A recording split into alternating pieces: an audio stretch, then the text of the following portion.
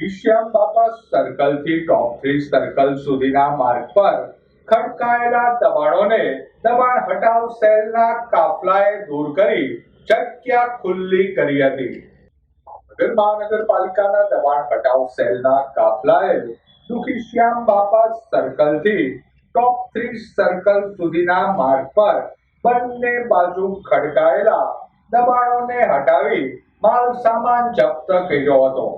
દબાણ હટાવ સેલના કાફલાએ 25 બોર્ડ, 1 કમાન, 4 ખાટલા, લોખંડની 4 એંગલ તથા અન્ય માલ સામાન જપ્ત કર્યો હતો.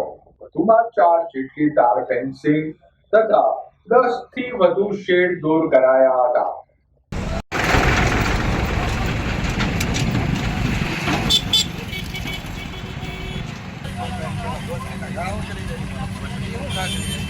તારા બાપા ને કાલા તો